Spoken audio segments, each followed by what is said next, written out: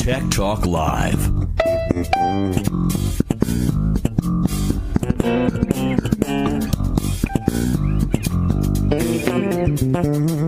Join the conversation now.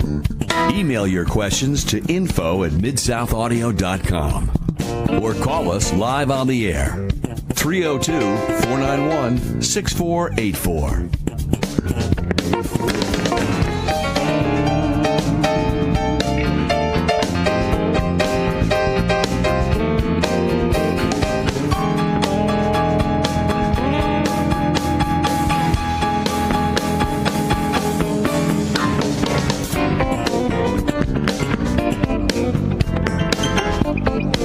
Talk Live. All righty, here we go. Episode number 2, show number 2, Tech Talk Live. It is May the 30th, last Tuesday of the month. And every last Tuesday of the month, we are going to be here at Tech Talk Live. I'm Kevin Short with Mid-South Audio. I'm joined today with a couple of our technicians. Maurice Dutch Hine sitting next to me, ready to go. He's all amped up. And Michael LeCates. Last week we had Gino Bailey and Austin Carter with us, and they are currently on vacation. On vacation? Yeah, that's good. I was going to say location. They're on location. What city are they in? They're outside of Detroit. They're somewhere. Acme, Michigan. Acme, Michigan? With Wile E. Coyote? Sure. Acme, Michigan. Okay, they're in Acme, Michigan, and they'll be they're gonna try to call us before the end of the show. So.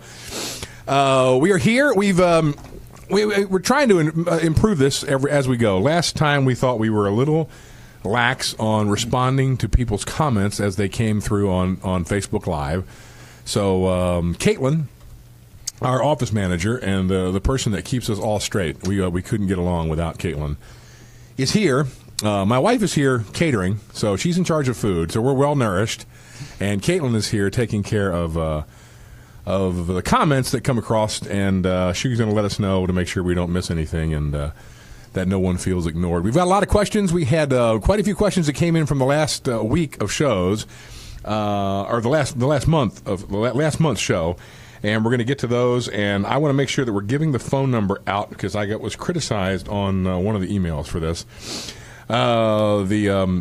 It's kind of funny because the guy responded. It was on Facebook. He responded to the posting that had the phone number in it and said you don't give the phone number out enough. But so the phone number is 302-491-6484. That is a special number for this show. It's not our office number, so don't call us at the office. Call us at 302-491-6484. Colin is with us, or we're with you. I guess we're in your place. So. Sure, yeah. The Catch It Live studio.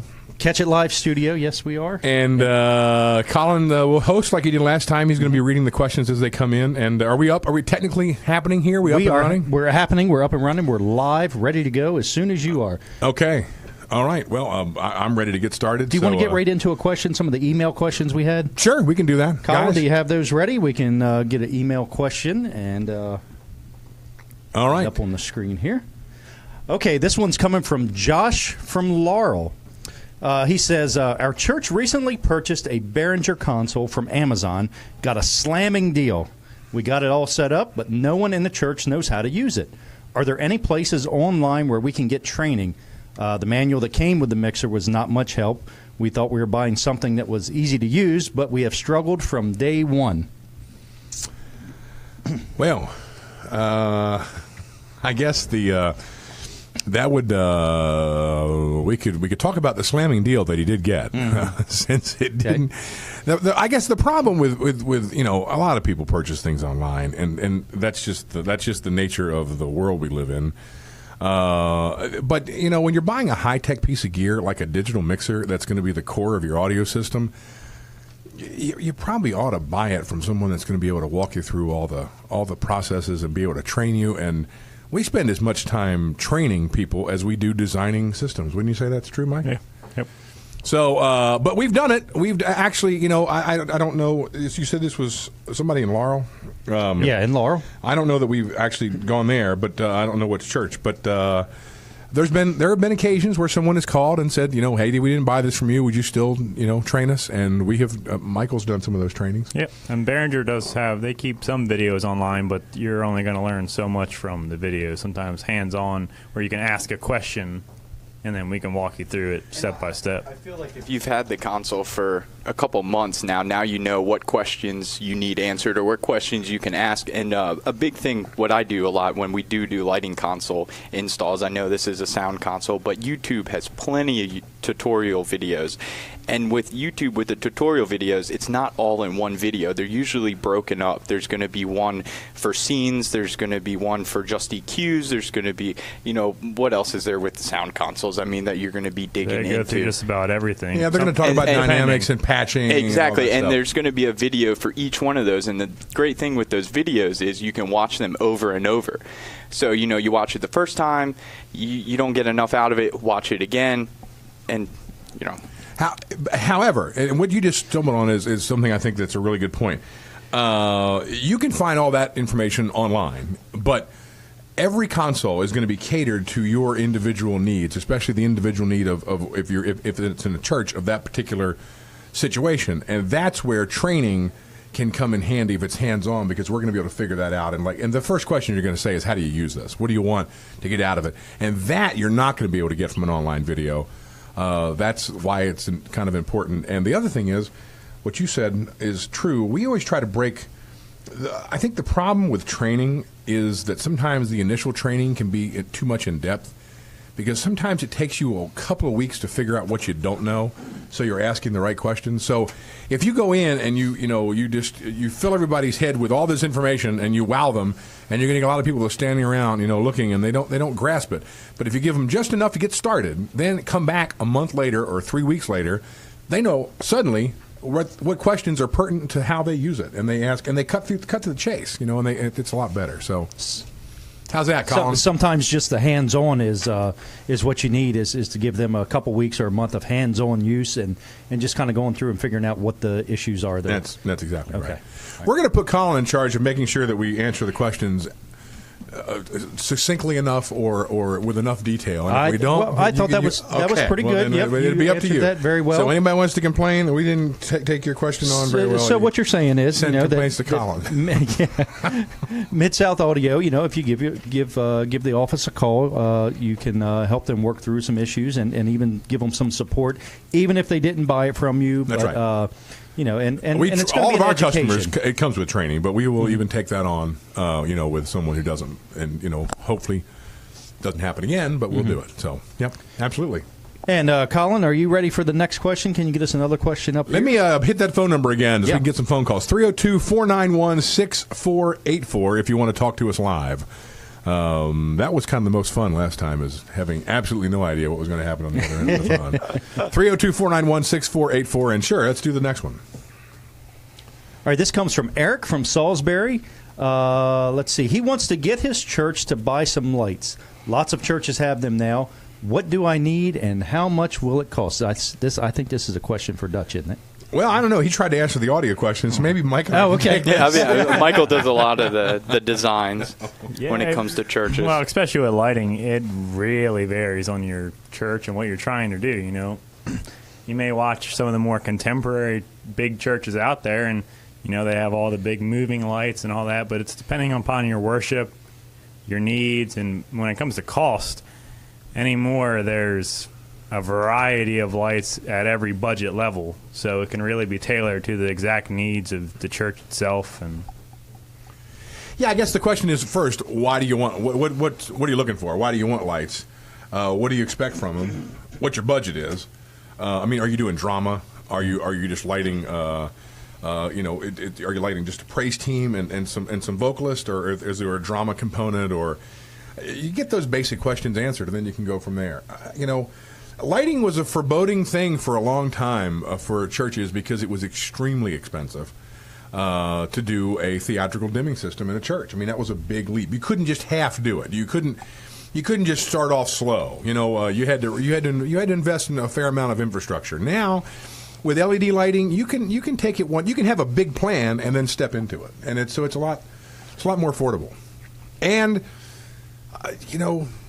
10 years ago, we were never consulted on house lighting. You know, it was, and now we're doing house lighting in churches instead of the electricians because it's LED and it's controllable by our stuff, and it's, you know, completely different scenario. So there's a lot of options. And so you would have to, somebody would have to come out, figure out what their need is, you know, what they're doing, and actually look at the place and figure out how you would design it, because it's not a one size fits all. It's actually a custom design that's going to be done there, right? Yeah. Everything we do is always custom. So typically we prefer to come out, meet with the client, see the space for ourselves, and then build off of what they actually need. Now, and then we sit around at the office and argue about it. So we don't do it in front of the client, and we go back and, you know, hit but on and now, if somebody just wanted to buy something, say, "Hey, I need whatever the light is," you could help them out with that too, right? If they know exactly what they need. Yeah, exactly. Yep. Have we ever had a customer know exactly what they needed? Oh, wait. No, I guess that does. That's going to happen one of these days. Yeah. No, absolutely. If you call up and you know say, "Hey, we need a lamp for this light," or right, you know, that's no problem. Mm-hmm. And you know, and you know, we want you know, gaff tape or whatever. You know, those are questions that we field all the time. Actually. Okay.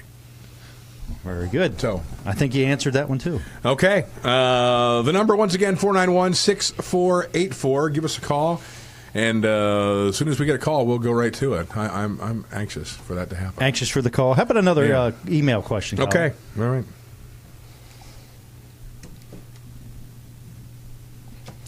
Okay, this is coming from Walt from Exmoor. You guys travel to Exmoor? Wow. I don't even know where Exmoor is. It's in Virginia. It's on the eastern shore. Yep. I was in Chincoteague today. Okay. Yeah. I was in Chincoteague with one of your friends. You were? With Justin from Sinair. Oh, okay. Yeah. All right. Yeah. And we're gonna do the pony swim. Oh, that's going to be good. He's going to fly a drone over the ponies. And we're going to put it on a large video wall, like really 24 by, I don't know, what's the 16:9 ratio, 24 wide, whatever, I don't know. I was talking Big. to Doug the other day at Freeman. He said his drone goes up to 40, 50 miles an hour. I was pretty impressed. I had no idea they went that quick. But Justin told me today he can fly between 400 feet or 2 feet. They were a little iffy about the 2 feet above the horses thing, pony thing. You know, they weren't. And Doug said, I mean, the range on his was about 3 miles, I think. And today we were talking 5 miles. Yeah. Yeah, wirelessly. It's pretty insane. Yeah, those guys at Sinair are really good. Yeah. They know what they're doing, and they do a good job. So, but Walt from Exmoor. Oh, sorry. Anyway, that's okay. Man, look, a butterfly. All right. All right, so he says he knows that some speaker cables have different ends, but are the ones that have guitar plugs on them the same as guitar cables? I've heard that they are the same as long as the ends are the same. Is that correct? I don't want to hurt my guitar. You won't hurt your guitar. Is that correct? No, the correct is they are different. They are completely different. Without going into a lot of technical, without actually confusing myself, a speaker cable has 2 identical conductors in it, and the conductors have the same DC core resistance. They're identical.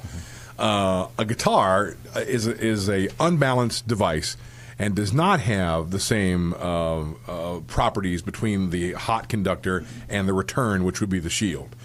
So they do that because guitar outputs are so low and they're so problematic with noise that you have to shield that inside conductor to get rid of the noise. You don't have to do that with speakers because it's a much larger signal. If you are to take a guitar cable and use it for a speaker cable, all of a sudden the outputs on the amplifier see a different load. They see the positive side and the negative side have a different DC core resistance between the two, and they're not balanced, and that can damage the outputs of the transformer of the amplifier. So you won't hurt your guitar, but if you do it the opposite way, if you use a guitar cord as a speaker cable, you can very easily damage the amplifiers. And that used to be if you're using an older amplifier, the chances of doing that are pretty high. Wow. And then what happens if you were to There we go. What happens if you were to plug, say, like a tip ring sleeve into your guitar? Well, it depends on how the guitar is wired, because the tip ring sleeve, what Dutch is talking about, is a cable, you know, that has the 3 conductors, and if you plug it into a guitar jack, it may short out the guitar. It may not work because that jack may do switching for the battery inside, but that's a balanced cable. Yeah, this is typically a tip ring sleeve, and a guitar only has 2 signals, so this may short out the guitar and it wouldn't work at all, or you could have you might have the inverting or the negative signal on both of these, which would mean on the other end you've got an issue. So, I mean, it's the wrong. This is typically used for headphones or for balance connectors. This is a phone connector. It came to us from the phone industry, from AT&T, or from, I guess, whatever preceded Ma Bell.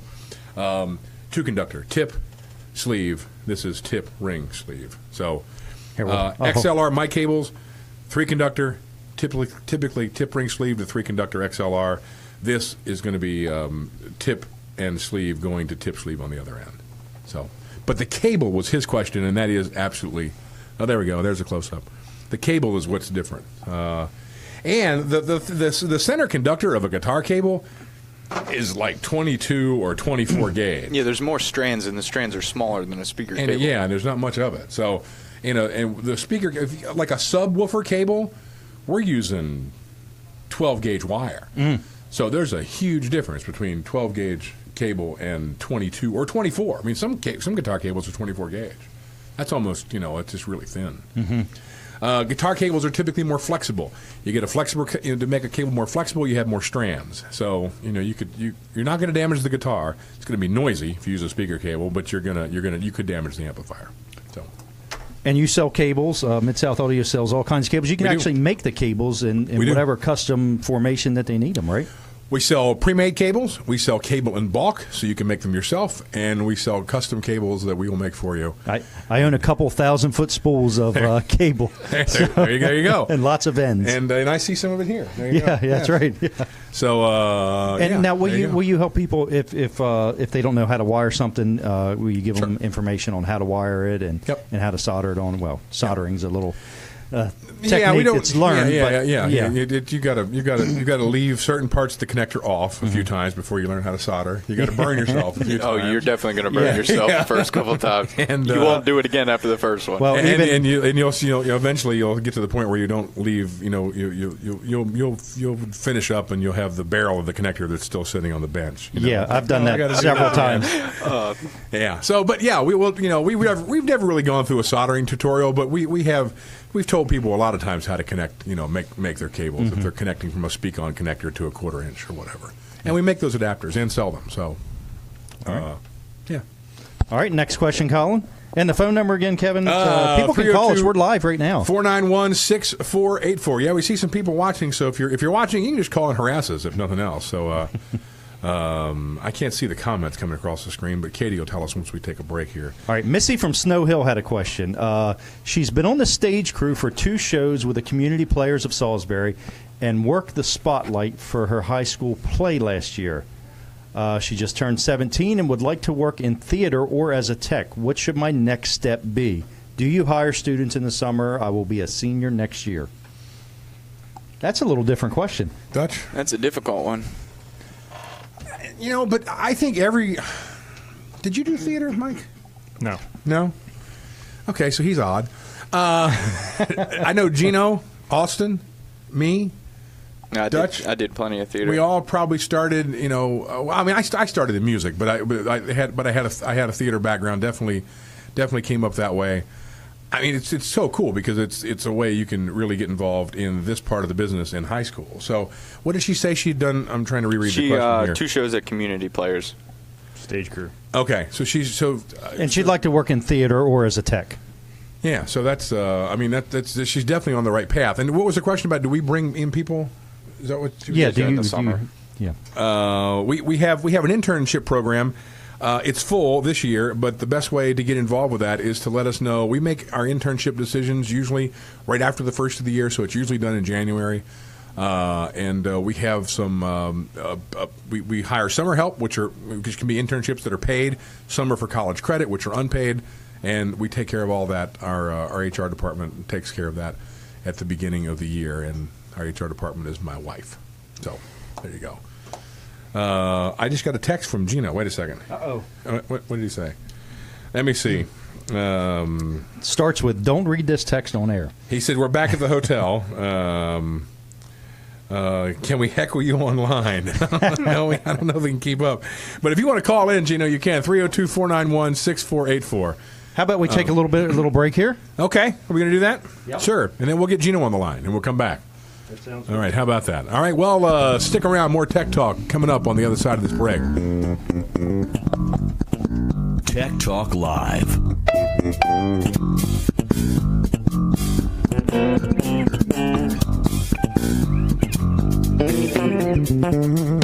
Join the conversation now. Email your questions to info@midsouthaaudio.com or call us live on the air. 302-491-6484.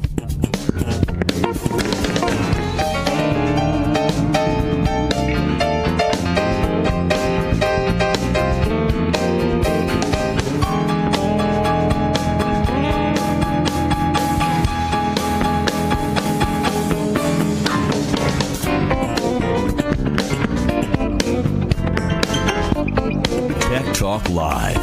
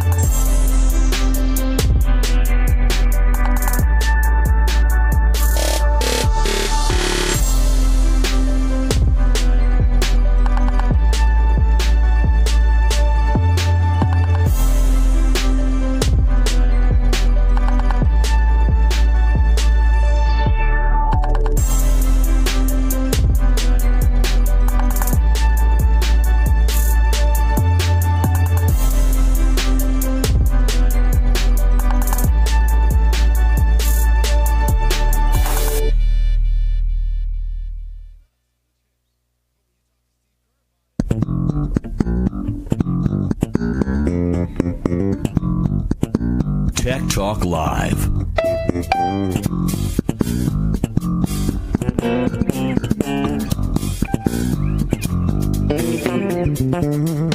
Join the conversation now. Email your questions to info@midsouthaaudio.com or call us live on the air. 302-491-6484.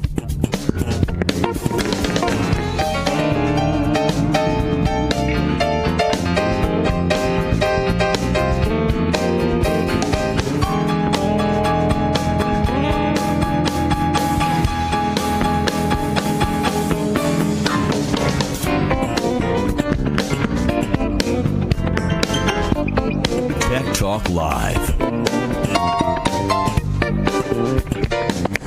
Well, the first thing we said when we went to break, Dutch turned to me and said, "Was that 20 minutes already?" So it goes kind of quick, so thanks for all the emails. We understand Gina's on the phone standing by, but let me just make sure we actually answered that whole question from Missy. From Missy, is that she wanted to know what her next step should be, and since she's going to be a senior this coming year, I would look for a college that's going to have a strong theater program. And she could apply with us to come and intern if she has and that's depending on if that's what you want as a career. I mean, you're probably to work in theater. You're probably going to have to do it out of the area because theater is even more specialized than what we do. I mean, it's but it's it could be a very very rewarding career. We've had theater people that have come to that have interned with us. So hopefully that's a good answer to her question. And we had some comments. So the gentleman from Exmoor, I guess, wrote back and said that he liked the show and tell. Sarah Grady is watching. So from Freeman. So she takes care of us there. Sarah's in charge of all the backstage catering, and so when we're working at the Freeman stage, she's always looking out for us. And Charlie Parker said he used to work with us guys and work with you guys and loved it. And Charlie was I guess in charge of all of all the labor at the Civic Center. Yeah, he was the assistant stage manager. Yeah, assistant stage manager back quite a few years ago. And Charlie's a good guy. So hi to Charlie. And then we've got, I guess Gino is heckling us. Gino, are you there? Are you online? Are you there? Are you on the phone? Hey now. I am here. You are? Are you there? How are things in Michigan? Things are great. You know, we got here about, I don't know, probably about 11 o'clock this morning. Charlie drove in last night. Cool. He drove our brand new semi. So he said it was like driving a Cadillac. And I said, that's what he told me when I got here. I said, keep it that way. Yeah, so cool. Exactly. You don't need to see where he needs to drive and back the truck up tomorrow. I shared this with the guys earlier. To take a second to briefly say this, but I sent a text to Charlie last night. I was coming back from New York, and I sent him a text, and I said, how far along are you? And the text come across my watch, and I just saw, just made it to Berlin. And I'm thinking, wait a minute, he's supposed to be in Michigan and he's in Berlin, but I didn't know there was a Berlin, Michigan, but that's where he spent the night. So, anyway, you're ready to start a week long of conferencing in Michigan, correct? Yeah, we like I said, we got here this morning. We walked over to the conference center, scoped it out, kind of checked things out. We're scheduled to load in tomorrow morning at 7 a.m. Did we send you enough stuff? With all the crew from GNTV. Cool. GNTV is very, very good to us. We do a lot of work together with them, and it's a company out of Macon, Georgia, and they're a very good company to work with, and we're glad to partner with them. This is our second event of the year. You just did a week with them in Wildwood, New Jersey, and then Dutch leaves on Friday. Or both of you leave on Friday to go to South Carolina to do a gig with them. Yep. So a lot of stuff going on with GNTV. So Gino, you don't know this, but next month on Tech Talk Live, we're going to extend the format and go an extra 30 minutes. So it'll be an hour and 30. And Shore Brothers are going to sponsor the last 30 minutes of the show. And they're going to have they're going to give away a prize, and they're going to talk about all the changes in wireless technology and what's happening with their rebate program. Shore, first manufacturer to kind of hit the ground running and say, look, these frequencies are going to go away. The FCC is now making this unavailable. So here's our plan. They're the first manufacturer that's really come out with a program, and they're going to be explaining it. And we'll have somebody on the phone with Shore to talk about that. Not sure who yet. Not sure who from Shore. Get it? And so... And then they're going to give away a microphone. They're going to give you something. I don't know. It'll be a mic, set of headphones. Who knows? But they'll be for participating. And I don't know how we're going to do that. Maybe we'll let the Shore person decide who participated the most on the phone or via comment or whatever. I don't know. But there'll be a prize associated with it. So if you watch the last 30 minutes next month, there'll be something in it for you, and you'll get a free piece of Shore gear, and we'll decide how we're gonna take care of that. And if that works, we were contacted actually by 3 manufacturers after the first Tech Talk Live to kind of do that. We don't want to sell the show. We're not offering sponsorships for it. So we told everybody that if you want to do that, we could make a special segment available, and we could talk about a particular product or that. But their participation would be to give something away, so the listeners get something out of it. So it's not a revenue generating thing for us. So anyway, you weren't in on that today. You were gone and you were flying. So that's absolutely a great thing. It's a cool thing that all these manufacturers are stepping up and realize the value of what we're trying to do here. It's value added. There's not a lot of companies that are taking Tuesday evenings off. But since you were here last, Gino, outside the studio, there's a trampoline. So next time, I think we want to do the. Tell Michael to get off the trampoline. Yeah, we want to do the show in the trampoline. All right. Well, we're going to continue with emails. I don't want to hold you up. If you want to heckle us on Facebook, that's cool. But we'll talk to you tomorrow. Dutch doesn't want to hear from you. He wants to know that everything that you need is there. Yeah. I get a phone call from you. I don't know if I'm picking up. If you don't hear from us by 10 o'clock, you're good. You're good. Okay. And we didn't run out of fuel this time, right? No, we did not. No. Cool. Well, we're moving up. All right. Thanks, guys. Appreciate the call. All right, thanks. All right. So anybody else wants to call 302-491-6484. The lines are empty. So now, we have a question from Kevin online. Okay. Okay, and he Apparently wants not to me. know what you think about Full Sail University. Is it a good university or place to go for this type of work? Funny you should ask, because Stephen Ganong, our newest employee, Stephen worked for us for years through high school, and then he left to go to college. He's a brand new graduate from Full Sail. He just started with us, 3 weeks ago? 3 weeks ago? Yeah, about 2 weeks ago, yeah. He was going to be here tonight, and his alternator quit when he left Ocean City. We were doing a gig in Ocean City, and he didn't make it home before his alternator went out. So that became a priority since he has to be back in Ocean City in the morning. So, but I think he's got nothing but good things to say about Full Sail. We've actually attended job fairs at Full Sail, looking for recruiting for new help. Because our business is growing, we're looking for people, and we found that the quality of who they're putting on the street is pretty good. Yeah, it's very hands-on there for the production side of things. And everything there, from my knowledge. Was that hand signal for phone call? We got a phone call? Yep. We have D on the phone. Okay. D, are you there? D, hey. Yeah. Hey now. Hello. How's it going?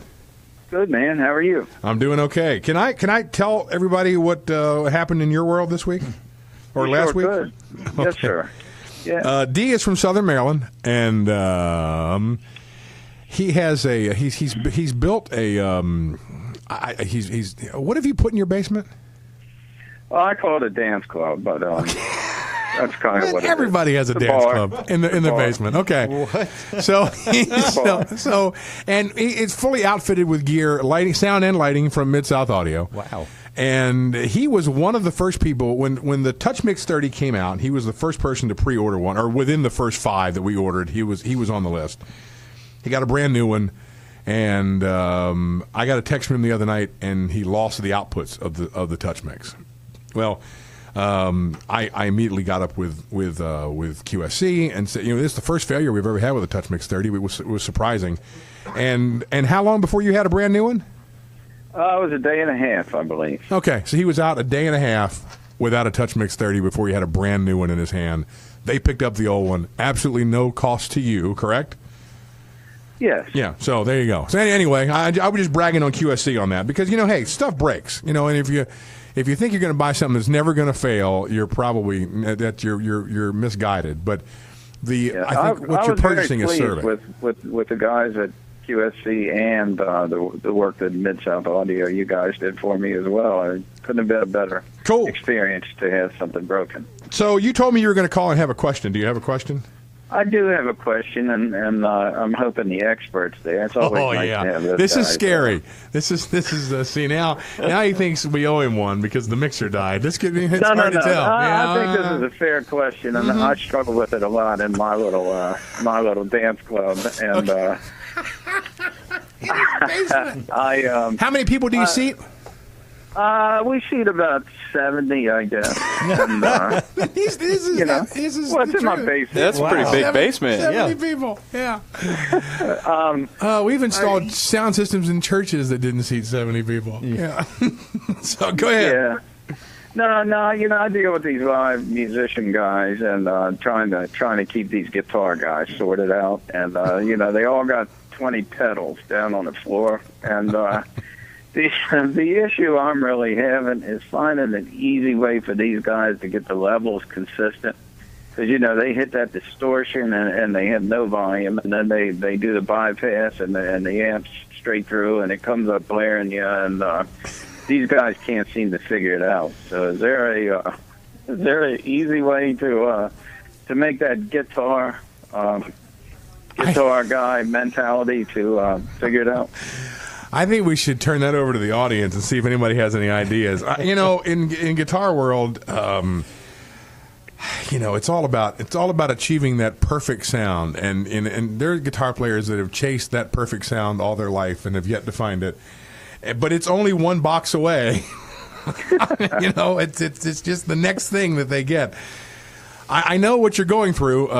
They step on a pedal and then all of a sudden, their volume is 10 times as loud. And especially now that now it's actually even worse if guys that aren't using amps and using amp simulators on pedals that it's just something they got to work on, because it's all the technology's there to take care of all that. I mean, you can make those adjustments. It's just some guitar players want to know if they're going to play a lead when they stomp that box. They want to feel that much louder. Well, dynamically, sometimes the song just ought to go underneath, and there's room for the guitar player. So, I don't know. I don't want to. We don't want to go for any of the cheap guitar player jokes, but that's.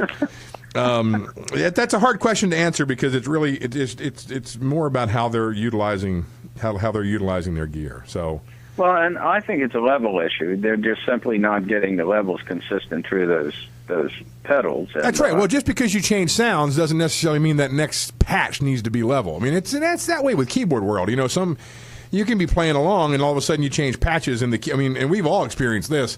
You're watching a keyboard player and he switches songs, and you have the level set and you're mixing, and they go to another patch, and all of a sudden it's like 10 times louder. Well, you would really we have that same problem as well. You would hope in a perfect world that the keyboard player himself would make those level adjustments, but sometimes they don't, and then we have to, as audio people, deal with it. So, I mean, the technology's there to make it happen.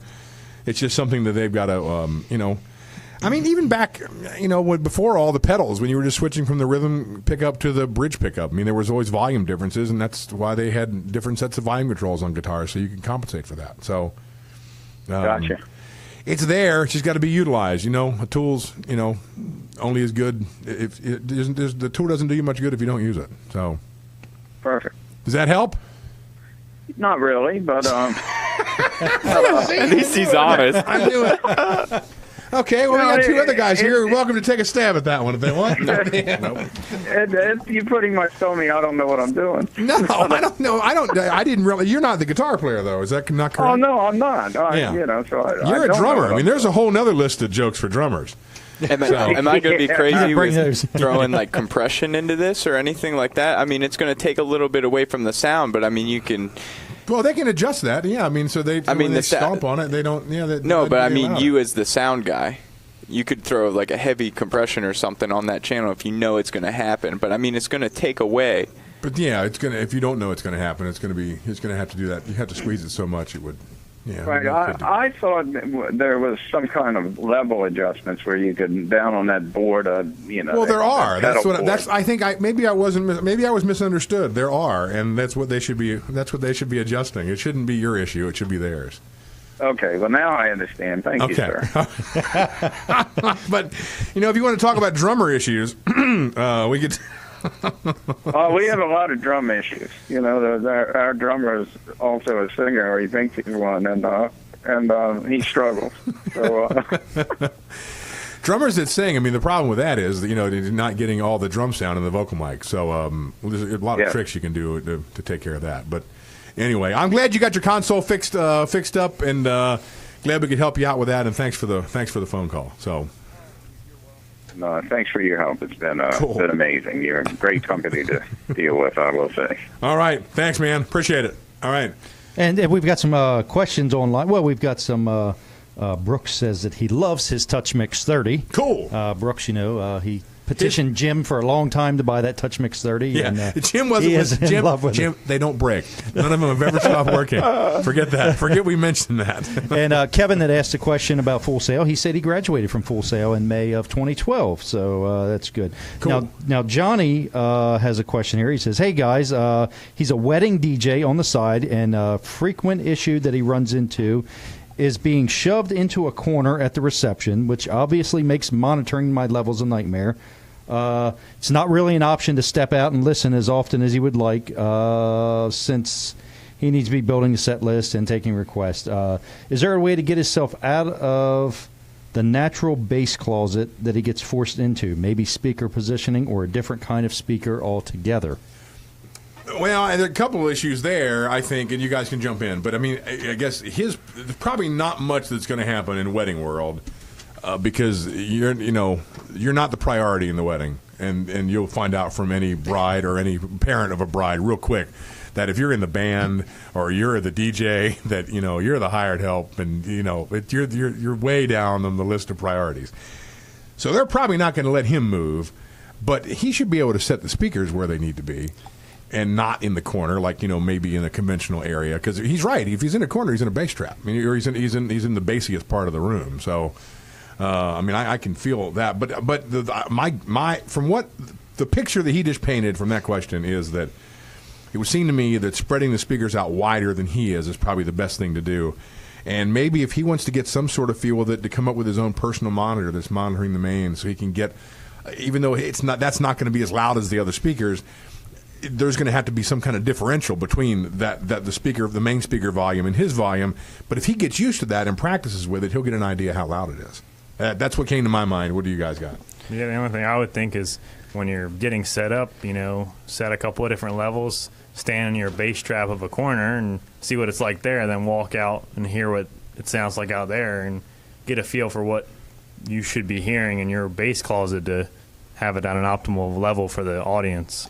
There are a lot of small mixers now that are becoming iPad controllable, so you could build playlist and control your mixer remotely by just stepping out. Touch Mix 16? Touch Mix 16, or an 8 in his case, because that's probably all you would need. Mm-hmm.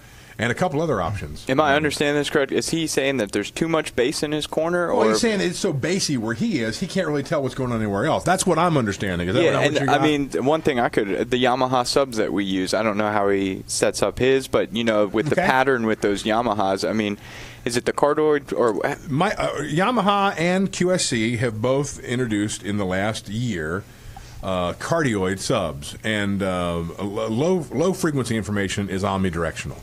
A lot of guys tried to make it directional by using multiple subs. Well, Yamaha's come up with a cardioid sub, and so has QSC. So you can push all that low in front of you and not have it behind you, and it's less omnidirectional. And we've demoed it. I mean, it works. It's great. You get in front of the sub, and I mean, it's punching, and then you walk right behind it, and all that sub just disappears. It goes away. So it's great for something like that where you're in the corner, but you have to stack your subs. The cardioid pattern came, it looks like the heart-shaped pattern where, it's that's where it got its name, cardioid. So, the null of that pattern is where you would be. So that would be that's a great suggestion. We had a really great audio suggestion from a lighting guy just then. That was pretty good. That was good. Now we've got LJ on the phone, and we need to take a break. Which would you rather do first? Let's do the call. Let's not make him hold. Let's do the call. I agree. Let's do the call. LJ, are you there? Hello? LJ? Hello. Yo. Yes, sir. Hey, I got a question for you, Kevin. Okay. It's been a long time since I talked to you. But I'm getting ready to thinking about getting the L1B2 Bose system. What do you think about it? I'm not familiar with that Bose system. Can somebody take a look at that? Is that the like the speaker system that goes behind you? Is that correct? Exactly. And it's got like a column with 12 speakers on it and a sub that it sits on top of. Yeah. I mean, the first question I would ask is, where are you using this? Yeah. What's I've been using it like for weddings and DJing. And would it just be music, or are you putting instruments or anything? Music. If for a DJ situation, I actually don't think that there's any benefit to that system. The benefit to that Bose system is that you can be a musician and play in front of it, and it can fill the room as the main speaker and also be your monitor. But for a DJ, I don't know that that's that critical. And I mean, that's a fairly expensive system from Bose. I think there might be other alternatives. I don't want to. I don't. From what you're describing, I think there may be some other alternatives. And if you wanted to explore them, you could call us at the office and we would talk to you about it. I tell you what, Kevin. I have personally seen that system where I've seen guitar players or keyboard players using that. They're sitting in front of it, and they sound fabulous, and you can hear what's going on. So I know there's like 3 DJs around the area here using them, and I've been in this for like 40 years now. And you know why? My God, it's so light, you would enjoy it 100%. And that's probably because they probably can buy that at the outlets. I mean, it's probably more. It's more available to the consumer, and that's probably why you see some people with it. But I think in the pro audio world, there's some other solutions, and there's stuff that's just as light. I mean, some of these new speakers from QSC and Yamaha, those things are like, they weigh nothing, and they got the amplifier built in. There's other solutions out there. I'd be glad to talk to you about it off the air or at the office. So, okay. All right. I'll give you a call. Thank you. Cool. Thank you. Thanks a lot. All right.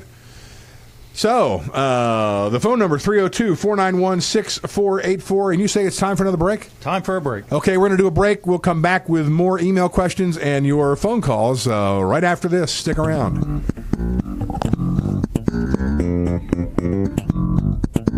Tech Talk Live.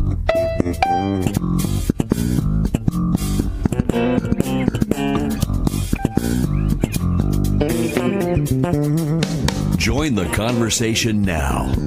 Email your questions to info@midsouthaaudio.com or call us live on the air. 302-491-6484.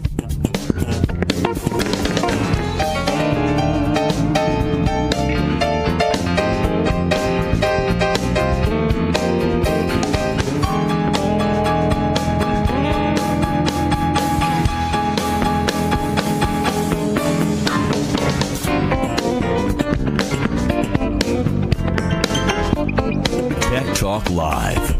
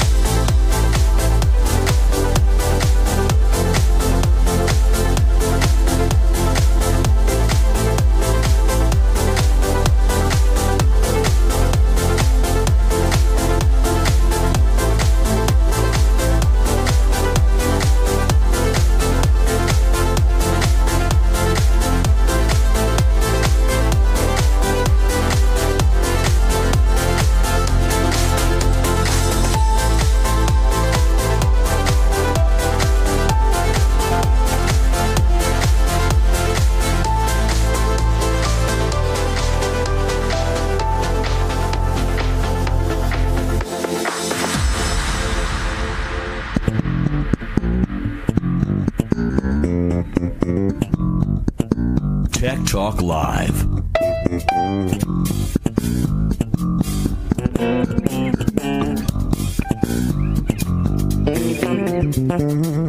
Join the conversation now.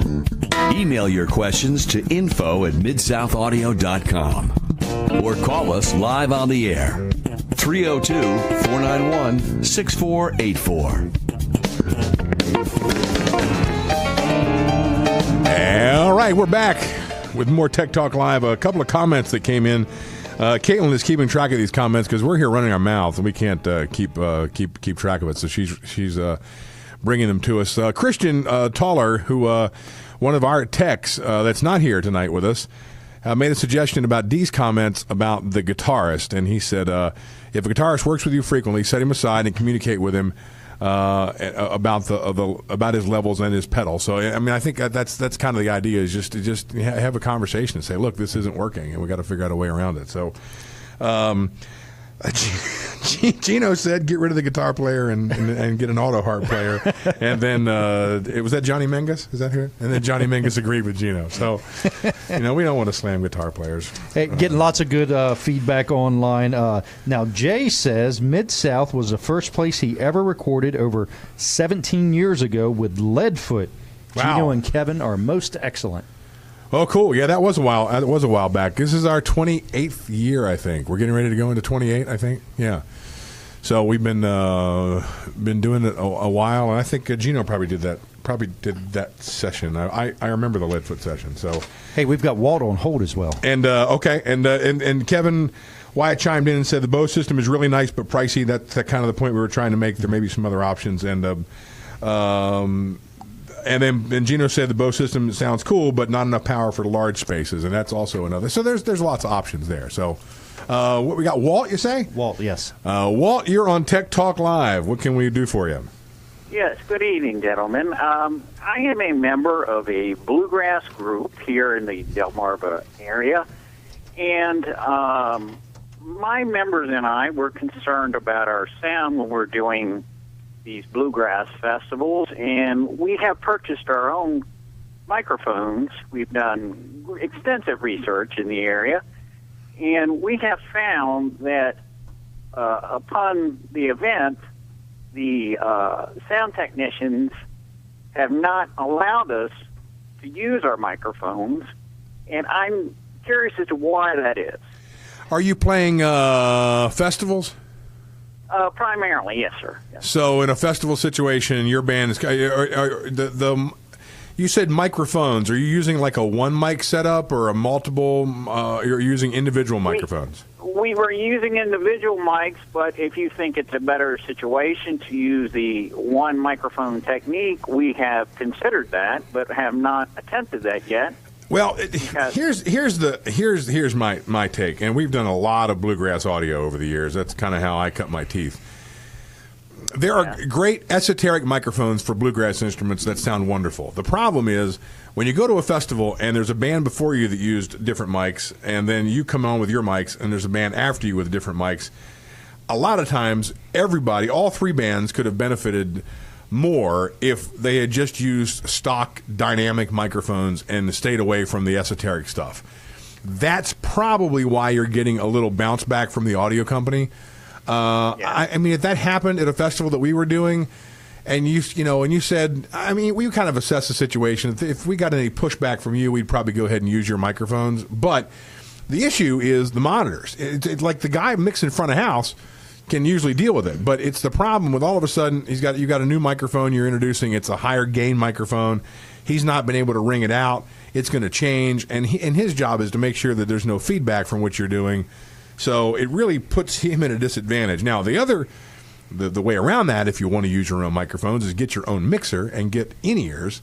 So you could have your own mix no matter where you go, and then you take that feed, send it to the front of house guy. Then they've got their, because it's not usually a problem with the mains.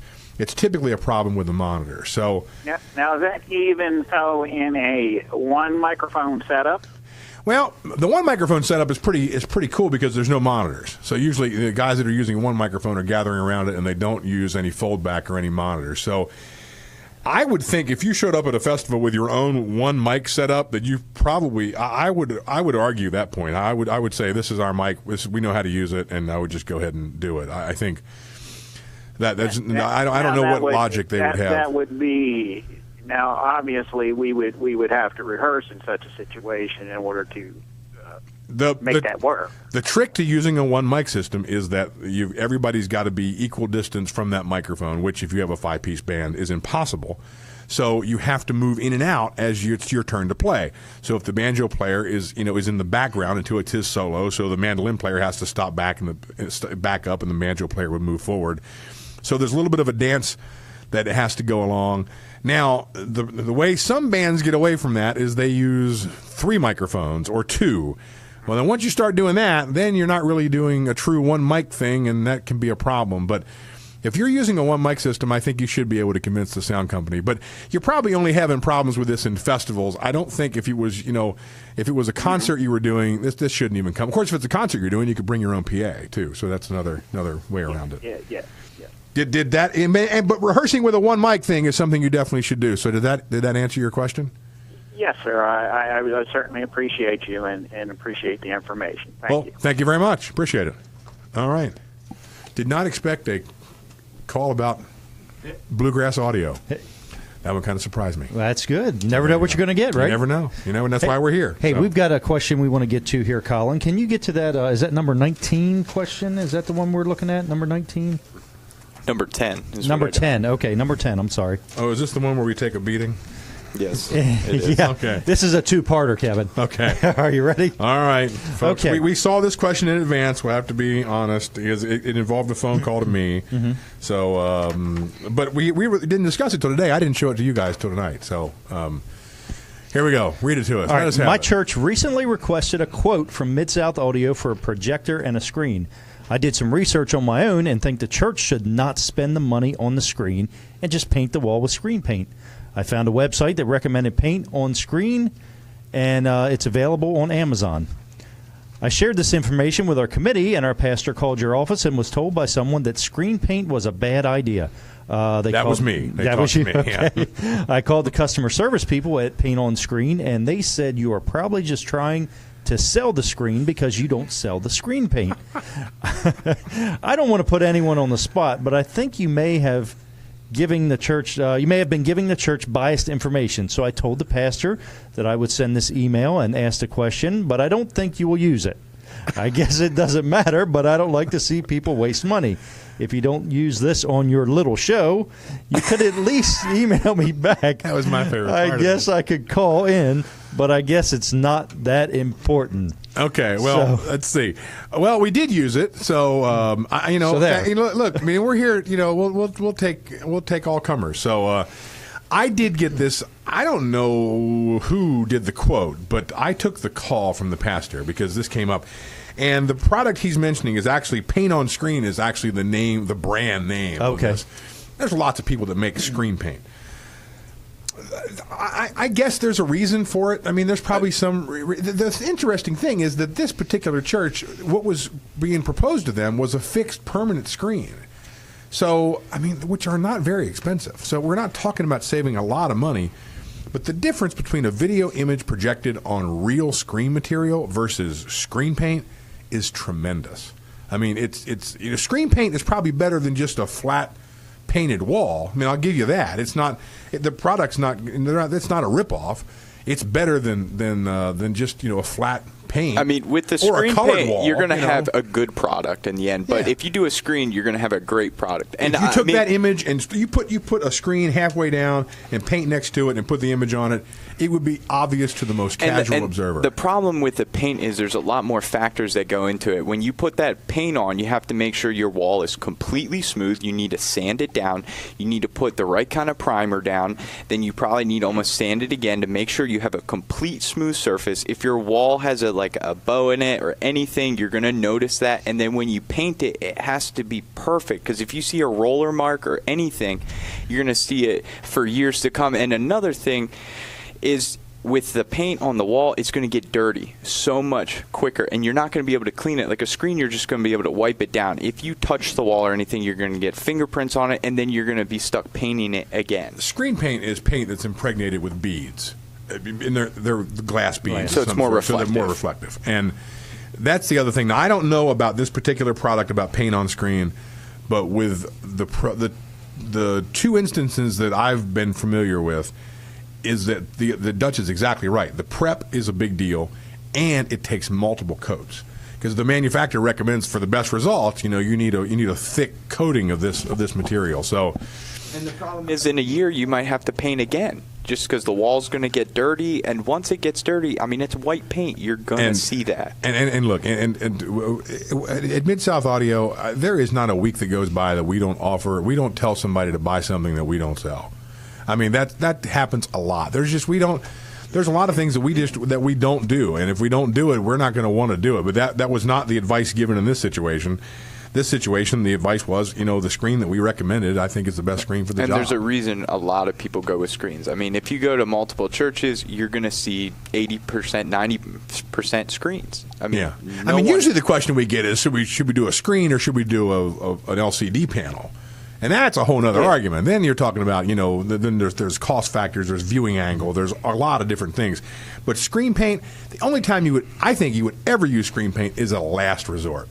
And in this situation, I happen to know the church was involved, and it wasn't really a last resort. So hopefully, the gentleman that wrote this, he was a pretty cool email till the end, and then he challenged us to put it on. So we took his challenge, and we still like him. So we'd be. And if he wants to paint over the screens, he can do that. But I think what you're saying is you're going to recommend the best product for the application, whether you sell it or not. There was no profit motive in recommending the screen over screen paint, even though we don't sell screen paint. It was just the best thing for the job. Period. Right. And that was the weird thing about this. This was a permanent screen installation, which is the least expensive screen out there. You know, it's not like it's a motorized screen that's going to come down that's tab tensioned or any of that stuff. So anyway, we took the question on. I didn't want people to think that they're going to send questions that we're not going to take on. You know, we will take all comers. So thank you very much. So how are we doing on time? We got another call, or are we? Well, I think we're about out of time. We're about Kevin. out of time. Okay, all right. Are you ready for that? To be out of time? Well, we can do so. Let's recap. Next time we are going to extend this for another 30 minutes. Will be a segment sponsored by Shure, and we'll talk about wireless changes coming and the rebates that Shure is offering to kind of help kickstart this whole situation. I know that we've been talking to clients. Mike's talked to some about this. It's a big issue if you own a lot of wireless. You got some comments for us before we go? Let's see. Caitlin is back in the room. Let's see. Can someone proof these before I read these just live? Let's see. How long did it take you? How long did it take you to read Kevin's handwriting? 23 years, and I still can't. I don't know. I don't know who wrote that. It's worse than a doctor. Well, actually, you know, this is the truth. I have written things that I've taken to Caitlin and said, "Can you tell me what I wrote here?" Because I can't even read my own.